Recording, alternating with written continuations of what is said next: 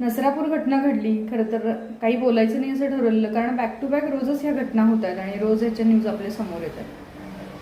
जेव्हापासून मी क्लिनिक काढलं किंवा जेव्हापासून कॉलेजमध्ये असल्यापासून जेव्हा मी मुलींशी बोलते की प्रत्येक मुलीला काहीतरी unpleasant touch, unpleasant behaviour, unpleasant speech, unpleasant glare, एक नजर, ह्या सगळ्या गोष्टींचा प्रत्येक मुलीला, प्रत्येक स्त्रीला जगामध्ये सगळीकडं, मी जनरलाइज करते, हा अनुभव मिळालेलाच आहे.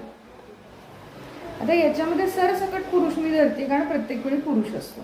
आता कुठलं तरी 0.00001% काहीतरी एक्झाम्पल्स काढून सांगण्यात काही अर्थ नाही.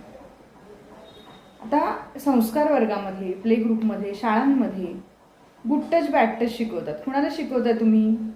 4-5 वर्षाच्या मुलांना, नर्सरीच्या मुलांना, ज्यांना त्यांना वॉशरूमला सुद्धा जाता येत नाही, त्याचं ट्रेनिंग चालू असतं, ज्यांना त्यांचे छोटे छोट्या हाताने ते डबे उघडता येत नाही, त्याच्यासाठी त्यांना शाळेमधल्या मावशीची किंवा घरात आईची मदत लागते, अशा मुलांना तुम्ही गुड टच आणि बॅड टच शिकवताय. अगदी आम्ही इथं जेव्हा संस्कार वर्ग घेतो तेव्हा त्याच्यामध्येही आम्ही मुलांना शिकवतो, पण ती मुलं केवढी असतात? 2री 3रीची अगदी लहान मुलं असतात, निरागसतेचे पुतळे असतात अक्षरशः, आणि त्यांना आपण गुड टच बॅड टच शिकवतो. पण समस्त पुरुष वर्गाला घरामध्ये किंवा घराच्या बाहेर कुणीही गुड टच बॅड टच, आपण एखाद्या स्त्रीकडे बघू नये, आपण एखाद्या स्त्रीकडला स्पर्श करू नये, आपण एखाद्या स्त्रीकडे बघून मोठमोठ्याने गाणी म्हणू नये, आपण एखाद्या स्त्रीकडे बघून थुंकू नये, आपण एखाद्या स्त्रीकडे बघून शिट्ट्या वाजवू नये किंवा तिच्याकडे एकटक बघू नये, ही अक्कल घरामध्ये किंवा समाजामध्ये कुणीही शिकवत नाही. शिकवतोय कुणाला? आपण मुलींना शिकवतोय, कुणाला? आपण लहान लहान बाळांना. त्यामुळं इथून पुढं आपला मुलगा असू दे किंवा मुलगी असू दे, कुणावरही विश्वास ठेवू नका. समाजाचं मानसिक स्वास्थ्य संपूर्णपणे बिघडलेलं आहे.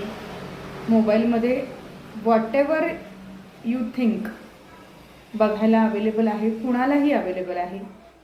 आणि अगदी वडीलसुद्धा, म्हणजे अक्षरशः मी 100 वर्ष मागं जाते असं समजा, की काही काळानंतर मुलींना वडिलांच्या सुद्धा जवळ जाण्याची परमिशन नव्हती. तर आपण पुन्हा त्या भारतामध्ये जायलाच पाहिजे आपल्याला, कारण का यू नेवर नो सिच्युएशन आहे. म्हणजे आता ह्या 4-8 दिवसातच आजोबा झाले, मामा झाले, काका झाले, आत्ते भाऊ झाला, शेजारी झाले, मित्र झाले, मैत्रिणी झाले, सगळे लोक झालेले आहेत. त्यामुळं बी वेअर, बी अलर्ट.